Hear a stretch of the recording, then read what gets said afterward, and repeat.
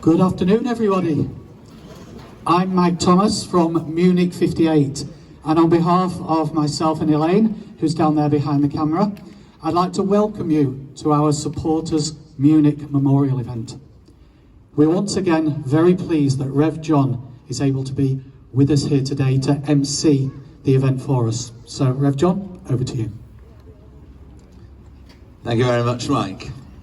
Ladies, gentlemen, children, fellow supporters, employees of Manchester United, I welcome you all to this place where for many years those tragic events of the 6th of February 1958 have been remembered. I'm Rev John. I'm very honoured to have served this club as their chaplain for over 26 years, since the summer of 1992. Although I'm now retired as club chaplain, I've been asked to lead the Munich Memorial events again, and I'm delighted to help. So on behalf of Manchester United, I thank you all for being here this afternoon and welcome you. It is a solemn and reflective event. No doubt, like yourselves, I'm so grateful for the way each year, on Munich Day itself and on the day of the home game nearest to it, this area close to the Munich plaque becomes a place of remembrance. And you, supporters of this great club, gather here to recall and to reflect. You listen respectfully as Mike and Pete and Katie and Steve and others tell in songs and in poetry of those who died as a result of that tragic crash on a snowy Munich afternoon in 1958. This appropriately is a serious and solemn time, and I'm here simply to MC it. So, what is planned? Pete's going to sing for us. Poems will be read by Katie and Steve and two of the MU Academy's under-13s. I will introduce the act of remembrance just before 3. Wreaths will be laid, the roll of honour read, and a memorial silence observed around 3:04. Then Pete's going to lead the singing again, and I'm going to interview Jimmy Murphy Jr., son of the Jimmy Murphy, the one who was so important to the club and to Samat in the post-Munich era. Then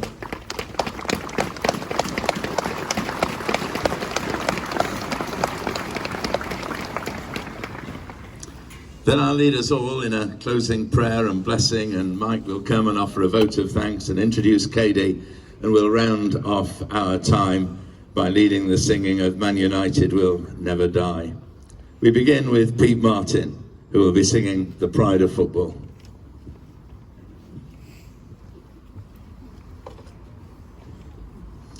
Lead to singing means you're all invited to join in if you wish.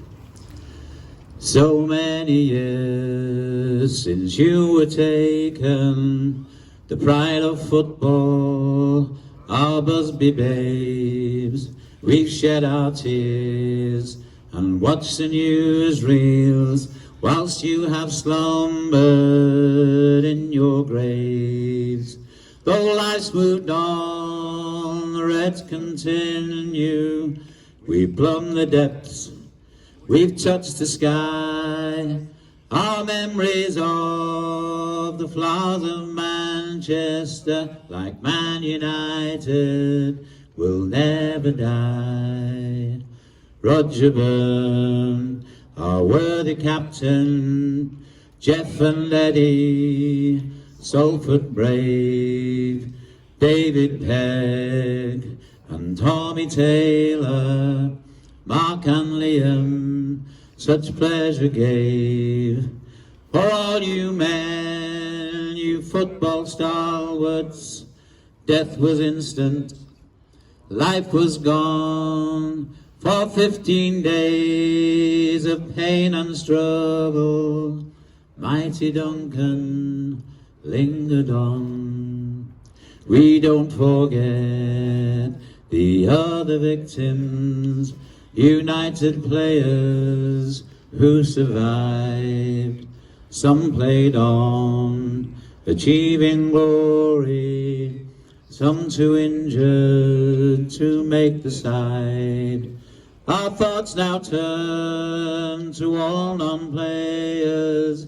This tragedy was theirs as well. The wretched grief for friends and families so far removed from where they fell. You are the strength and inspiration for those who play your roles today. We look for flair and pace and passion to play the game United's way. Though life's moved on, the Reds continue. We've plumbed the depths, we've touched the sky. Our memories of the flowers of Manchester, like Man United, will never die. Will never die, will never die. Like Man United, will never die. Will never die, will never die. Like Man United, will never die. Thank you.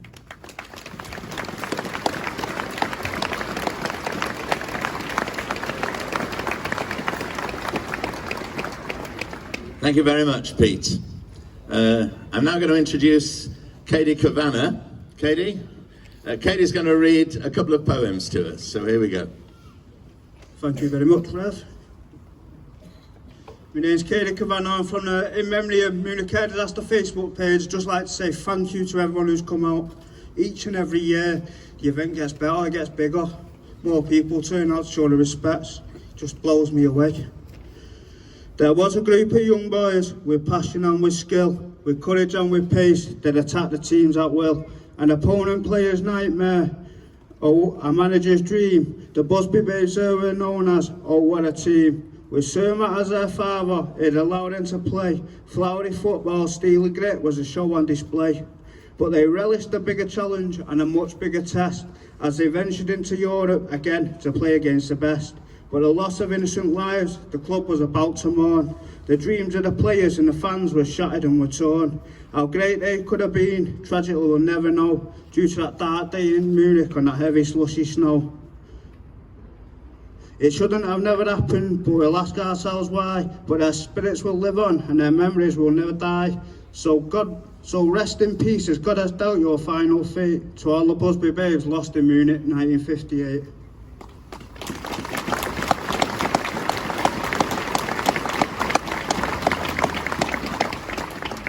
The lads, they played a simple game. After seeing them, you could never look at football the same. Champions of England, all homegrown, but known far and wide beyond their home.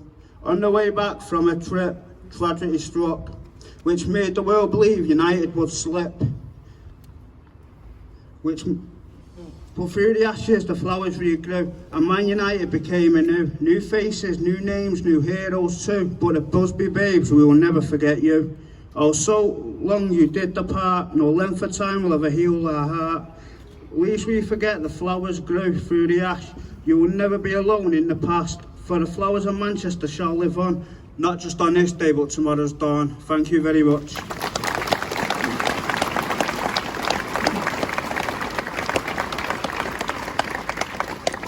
Thank you very much, Katie. Another poet, Steve Douglas, is going to read to us. Thanks, Steve. Thank you, Reverend John. Thanks for supporting us today, everybody. It's amazing. This is just called Busby's Babes. On the snow-shrouded 6th of February 1958, the Lord Burleigh ambassador took off an hour late. From Belgrade to Manchester after a 3-3 draw, they landed in Munich to wait for a thaw. Europe's top cup, the semi-finals now waiting. Sat on the runway, the cold edges hesitating. Up slippery steps, banter and card schools were dealt. Potluck where they sat for a tight seat belt. The BEA 609 rode into life, while Bella Miklos held tight to his wife. They rolled twice through deep slush to 85 knots. Pressure gauge was low, the plane had to stop. All off for a brew, Mark Jones lit his pipe. Last going home, but nobody griped. fastened overcoats down the stew T, due now for liftoff at 15:03. Captain Thane and co-pilot Ken slowly revved up to 110. The boys thought of home and seen their girls. Brave Billy Whelan said to his pals, "Well, if this is the time, I am ready." As the ex-RAF crew held the kite steady, they attempted to take off the final third, engines strained to gain a soaring bird. They passed the return point, the plane slushed offside, skidded through fences across the white tide, a German home, a garage, bedevilled their slide. The airspeed 57 just lay on her side. Great keeper Greg made the best saves of his career. He rescued Vera and Vesna despite his day's fear. He went back for teammates to help pull them clear. 8 Busby babes became ageless that day. Young men forever, in heaven they play. Captain Roger Byrne, born leader from Gorton. Pendleton's finest fullback, Jeff Bent. Snakehip's Eddie Coleman, from Ordsall, the youngest that went. Doncaster lad, David Pegg on the left, out wide. Dublin's fleet-footed Billy Whelan inside. Mark Jones, Yorkie centre half to turn back the side. Dudley's Colossus, Big Dunk, stood firm alongside. Barnsley's Tommy Taylor led the front line, accompanied by her old boss Walter Crickmer, trainer Tom Curry, and team coach Bert Wally, who managed magic sponge their shins when they got hurt. New dad Bella Miklos, fan Willie Satinoff, Captain Raymond and steward Tom Cable all now sit on God's top table, with Frank Swift and 7 of his sports writer mates who still type up the big match updates. Red Star pleaded with UFA, respect, wise up, award United the Champions Cup. Alas, a 5-2 with Milan ended our run, and a heartbroken semi, it was over and done. Winger Johnny Berry, half-pack Twiggy Blanchflower broke their bones. They lost football in power, lucky to rise from their hospital beds, but never again pulled on Red Devil Red. Other scarred babes healed, played on to glory those names, led by Sir Matt and Jimmy Murphy to football's acclaim.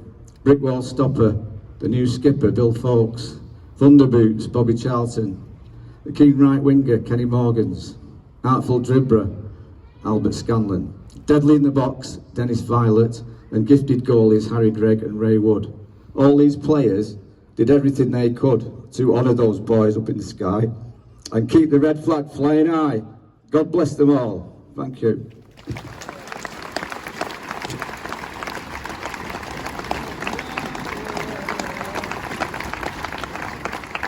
Thank you very much, Steve. We're very thrilled this afternoon that we have members of our Man United Academy here. The under-13 team have come to join this remembrance occasion. As every year, the United Academy scholars have the significance of this Munich disaster explained to them. It's part of their footballing education. And this year, Coach Stuart Lester and Academy support staff Dave Bushell and many others have again worked with the under-13s to explain the importance and significance of remembering Munich. And today, 2 of the members of that under-13 squad, Corey and Jacob, are going to read a poem.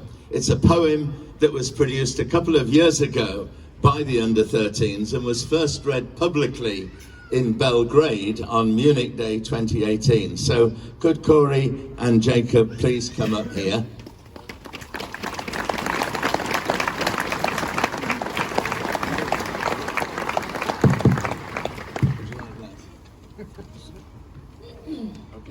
Football, oh how great, the passion and desire, everything at stake. The fans and the chants, the song and the pride, all come together when they fight for their side. But what about the time when the glad times died, when the Busby babes lost their lives? The flags were half-mast when the young red souls were past. The world came to a silence, football had a stop to violence. 60 years by and the red flag flies high, United will never die. That's wonderful, Dan.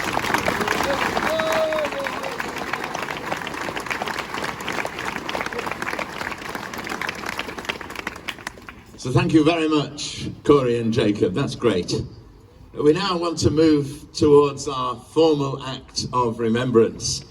Remembrance for the 23 people who were killed as a result of the Munich air disaster. That included 8 players and 3 other employees and a supporter of this great club.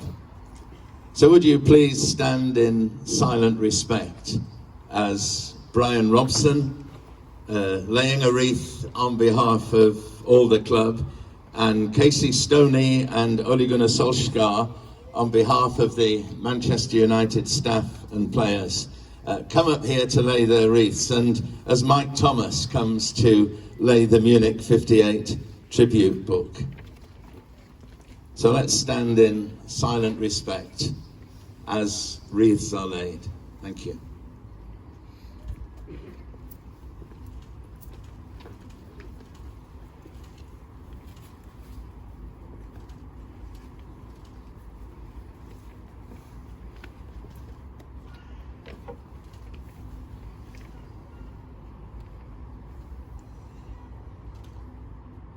Thank you all.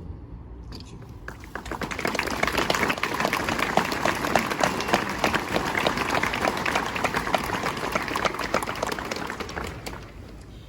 And now let us listen to the roll of honour, the reading of the names of all killed by that tragic air crash.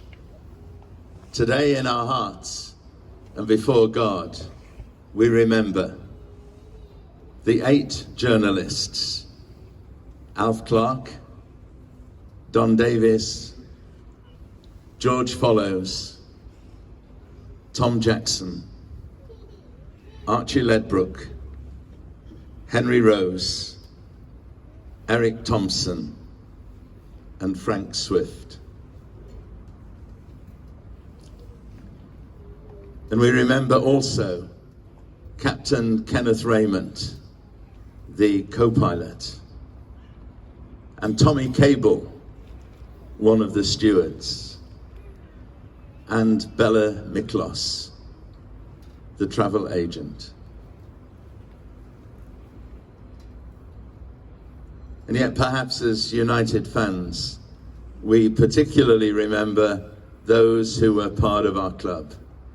Walter Crickmer, club secretary, Bert Wally, chief coach, trainer Tom Curry, and Willie Satinoff, a close friend and supporter. And indeed also those 8 Busby babes who tragically died as a result of that air crash on the 6th of February 1958.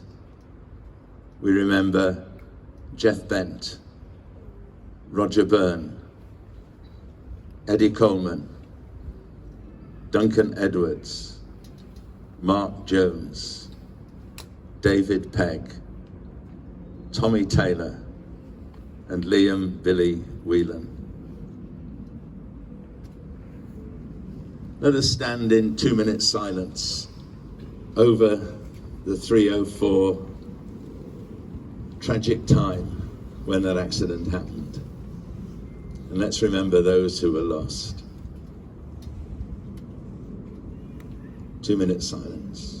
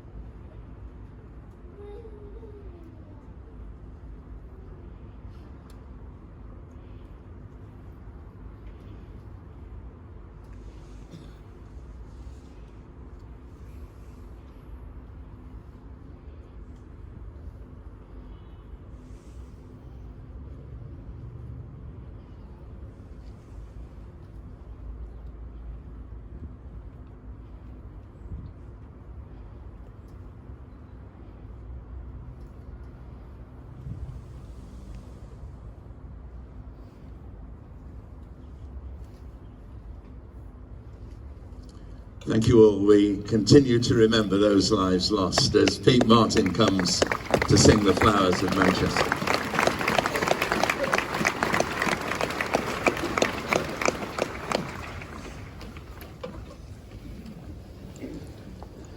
One cold and bitter Thursday in Munich, Germany, 8 great football stalwarts conceded victory. 8 men will never play again who met destruction there. The flowers of English football, the flowers of Manchester. Matt Busby's boys were flying, returning from Belgrade. This great united family are masters of their trade. The pilot of the aircraft, the skipper, Captain Thane. 3 times they tried to take off, and twice turned back again. The 3rd time down the runway, disaster followed close. There was slush upon the runway, and the aircraft never rose. It ploughed into the marshy ground, it broke, it overturned, and 8 of the team were killed as the broken wreckage burned. Roger Byrne and Tommy Taylor, who were capped for England's side, and Ireland's Billy Whelan and England's Jeff Bent died. Mark Jones and Eddie Coleman and David Pegg also, they all lost their lives as it ploughed on through the snow. Big Duncan, he went too with an injury to his frame, and Ireland's brave Jack Blanchflower will never play again. The great Matt Busby lay there, the father of this team. 3 long months passed by before he saw his team again. The trainer, coach and secretary and a member of the crew, also 8 sporting journalists who with United flew. And one of them was Big Swifty, who we shall ne'er forget, the finest English keeper that ever graced a net. Oh, England's finest football team, its record truly great. Its proud success is mocked by a cruel turn of fate. 8 men will never play again who met destruction there. The flowers of English football, the flowers of Manchester. Thank you.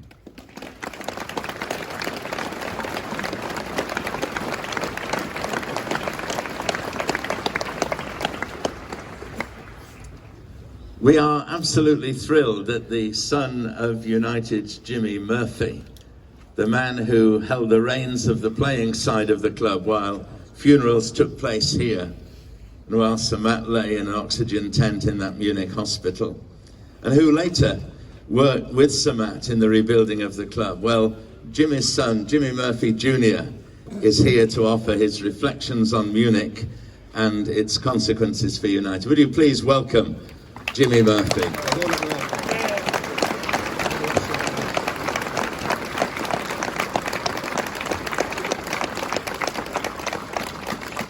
Jimmy, thank you very much for finding time to be with us today.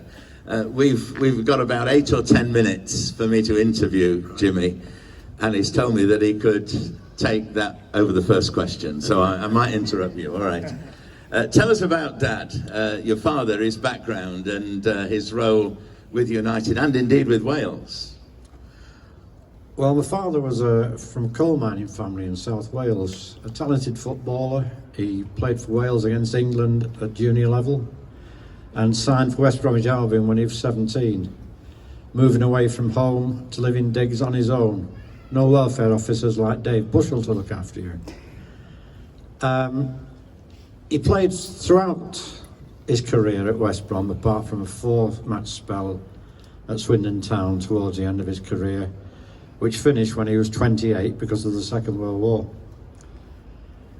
He joined the army, and in July 1942, he was on a troop ship on his way to North Africa. I know this because that's the month I was born.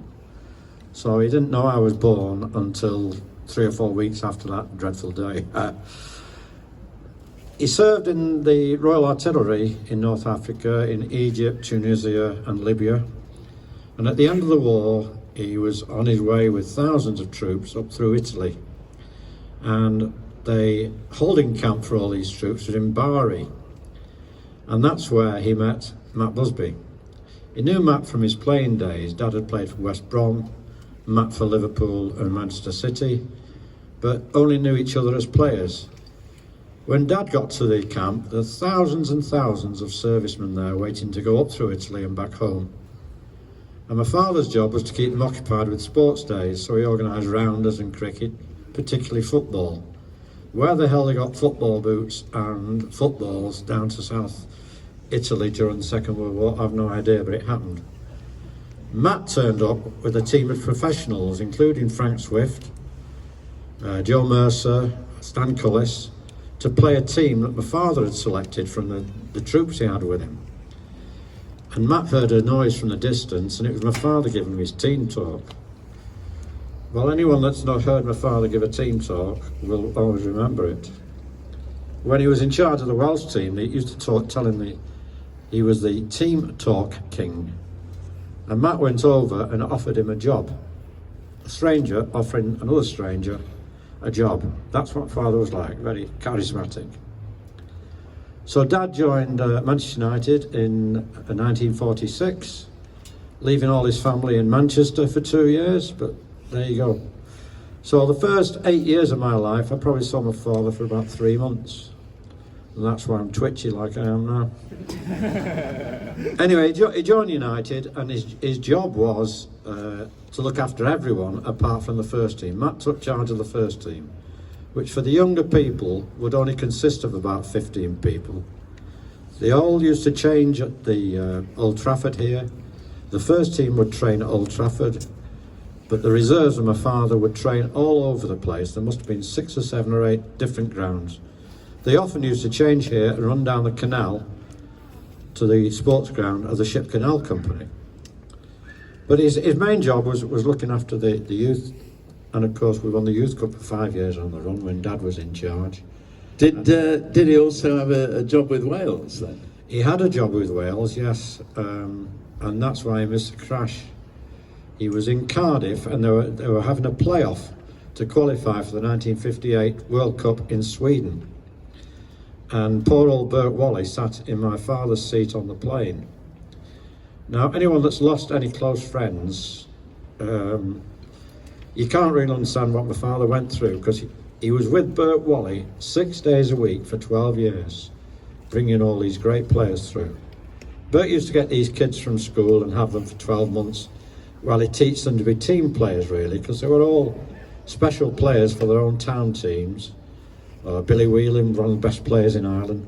But Bert taught them to be team players, and he'd pass them on to my father, who would get them ready for the first team and say to Matt, I've got another one.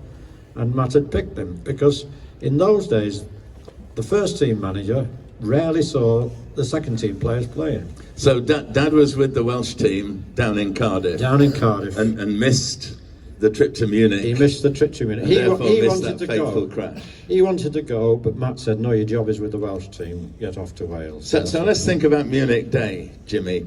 What do you remember of that fateful day or the following days after? Well, I'm one of 6 children. Good Catholic family, you see.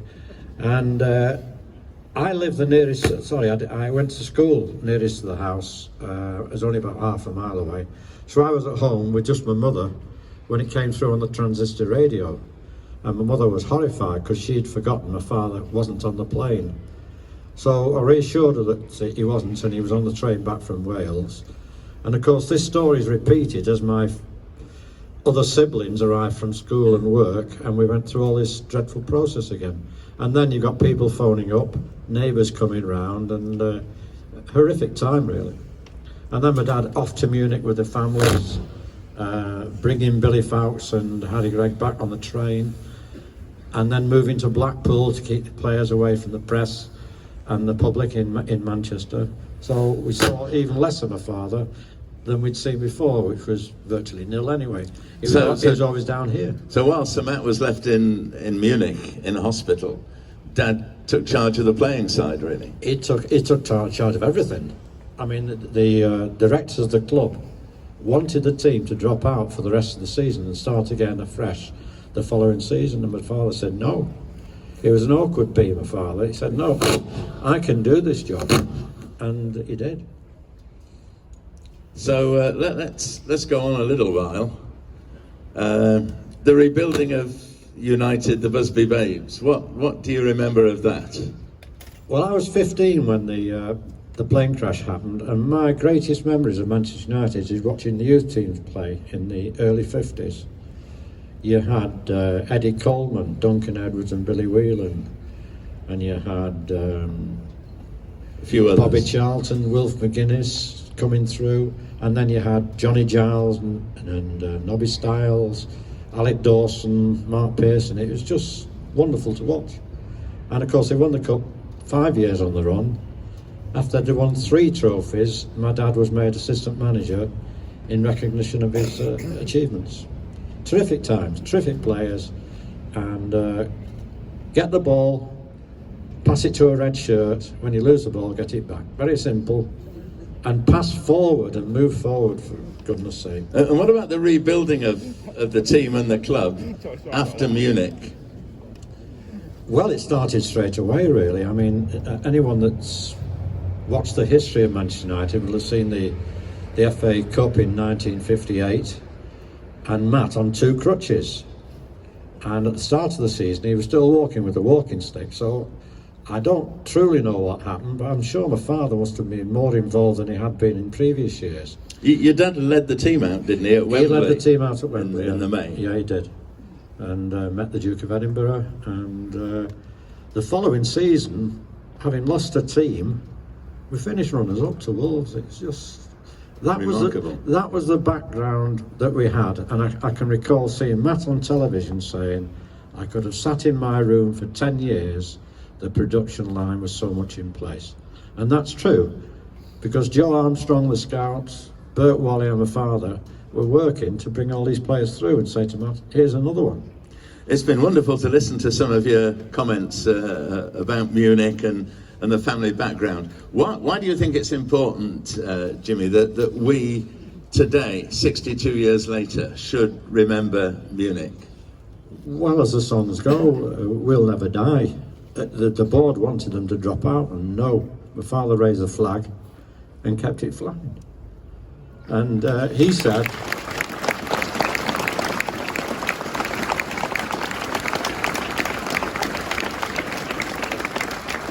my father said, if you ever go to Carrington and manage to get into the Jimmy Murphy Centre, which is impossible because it's always locked. I've only been there twice myself. There's some fabulous words of my father, very prophetic. And one of them was, these lads gave their life for the club. As we work today will be how we'll be remembered in the future. And that's what's happened. You people come here every year. I know a lad now who's in Belgrade, honouring the club with people. I know people who are in Munich today. It's just absolutely brilliant. It's a great club, and I often think, people say the Munich Air Crash made Manchester United. Well, that's half true. I think the fact that we got to the cup final that year is what made Manchester United, because the country woke up and thought, blimey, this club's good. They're building in spite of a tragedy. Jimmy, we all know this club is good. Can we all thank you for sharing what you have today?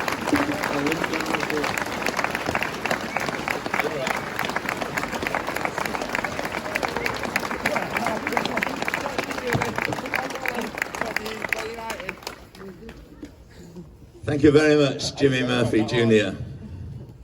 So we draw our time of remembrance and reflection to a close. If you feel able to, would you please bow your heads for a final prayer and blessing, and maybe join in with an amen at the end. I'm going to pray. Gracious God, here this afternoon, we have all remembered those who perished through the Munich Air Crash. But particularly we've recalled those linked closely to our club. Together, we thank you for them, for their contribution to United's history and for our memories of them and the stories about them that we've heard. And today we pray for your peace and your grace to touch all those lives which still mourn that tragic loss of 1958. And we pray, Lord, that your blessing, the blessing and the love and the grace of God, who is Father, Son, and Spirit, will be over us now. Not only now, but for always and forever. And we say together, Amen. Amen. Shortly, Mike Thomas will bring us to the conclusion of this event, but before I move away, let me express my thanks to all who've been involved in organising this event and have taken part in it, and especially Manchester United wants to thank you, supporters of this great club. Your support and your presence, particularly on these occasions, is really important. So thank you very much, and Mike, please come and lead us to the conclusions. Thank you. Before we close today's event, I'd like to say a sincere thank you to Rev John for emceeing today, to Katie,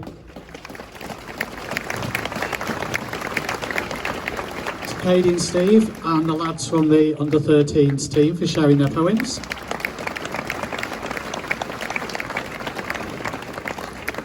To Pete for leading the singing.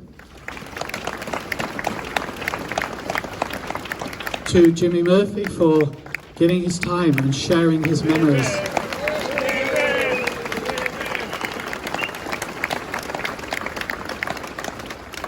To Elaine, the co-founder of Munich 58. Elaine designed the brochures that many of you have in your hands. We also have here today Jez Mason. Jez started this, well, he didn't start this whole thing off because this happened 62 years ago, but Jez stood here on his own many years ago and sang the Flowers of Manchester in front of about 6 people. Look at it now.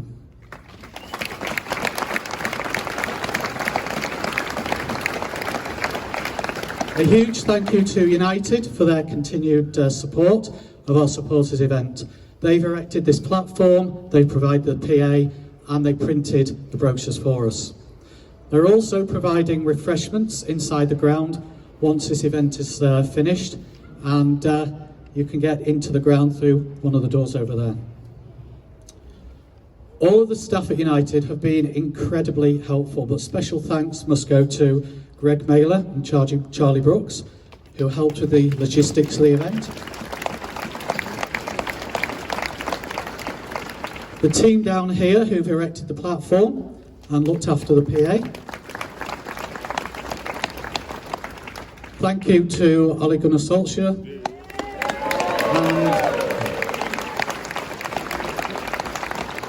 and Casey Stoney and Brian Robson for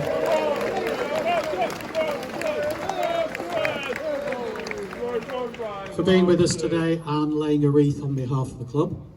And finally, on behalf of Munich 58, a huge thank you to you, the fans, for supporting this event.